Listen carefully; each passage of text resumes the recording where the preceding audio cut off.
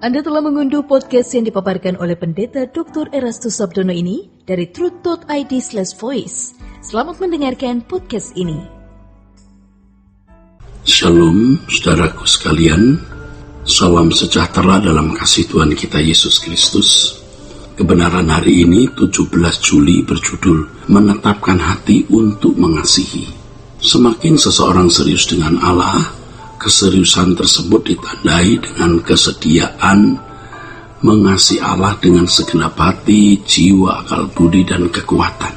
Tentu saja hal ini tidak mudah dimengerti orang lain, tetapi memang kita tidak boleh memamerkannya, dan hal itu tidak perlu dimengerti orang lain. Ya. Orang yang serius dengan Allah akan dibawa kepada pusat pusaran kebenaran, saudaraku.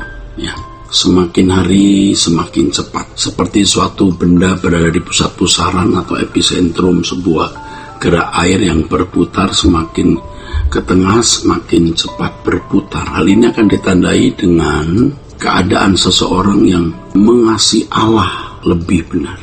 Semakin kita serius dengan Allah yang ditandai dengan hati yang mengasihi Dia, maka kita akan dibawa ke pusat pusaran kehidupan dalam persekutuan dengan Allah, saudara.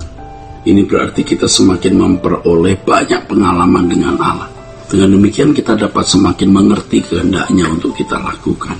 Pikiran kita semakin terbuka untuk menemukan apa yang Dia rancang, Dia rencanakan untuk kita penuhi dalam hidup ini. Dan itu sebenarnya inti kekristenan, yaitu mengerti kehendak Allah untuk kita lakukan dan mengenal rencananya untuk kita penuhi. Inilah gaya hidup Yesus yang juga harus kita kenakan. Untuk hal ini dibutuhkan perjuangan yang sungguh-sungguh sepanjang hidup kita. Kalau seorang pria jatuh cinta, ya, mengasihi, mencintai seorang wanita atau sebaliknya, dicintai, itu jelas mudah karena ada impuls atau rangsang yang bisa dilihat, dan diri manusia ada lust, ada nafsu, ada eros yang memfasilitasinya. Demikian pula ketika seseorang menyukai satu barang, ia melihat barang itu ada rangsang atau impuls, dan ia memiliki jiwa yang memiliki keinginan, hasrat, desire, ya, kerinduan untuk barang tersebut.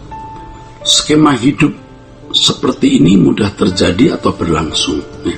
Tetapi terhadap Allah yang tidak kelihatan bukan suatu yang mudah, karena Allah tidak kelihatan dan sering kita alami seakan-akan Dia tidak ada.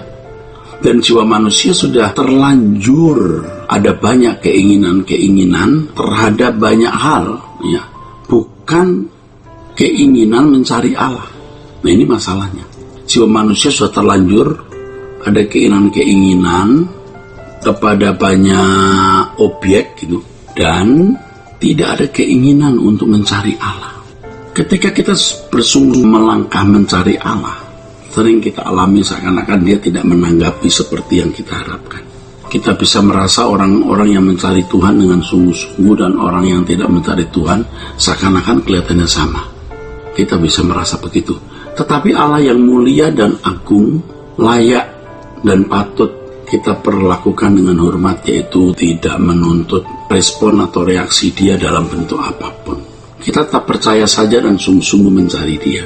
Dalam hal ini Yesus sendiri berkata, berbahagialah orang yang percaya walau tidak melihat. Dengan demikian dasar atau landasan percaya bukanlah apa yang dirasakan oleh panca indera, tetapi ya percaya saja. Dari perjalanan hidup yang didasarkan pada percaya saja, saudaraku, seseorang dapat memiliki pengalaman yang berlimpah dengan Allah. Dari hal ini, seseorang pasti mengalami perubahan yang signifikan. Saudaraku, semakin kita serius dengan Allah yang ditandai dengan hati yang mengasihi Dia, maka kita akan dibawa ke pusat pusaran pengalaman dengan Allah. Kita pasti akan banyak mengalami Dia, saudaraku. Makin mengenal kehendaknya, makin mengerti rencananya, ya, dan kita berhasrat untuk melakukannya. Kita akan sangat bergairah untuk melakukannya. Kita akan memiliki pengalaman yang sangat pribadi dengan Allah, saudaraku, yang tentu sangat eksklusif, ya.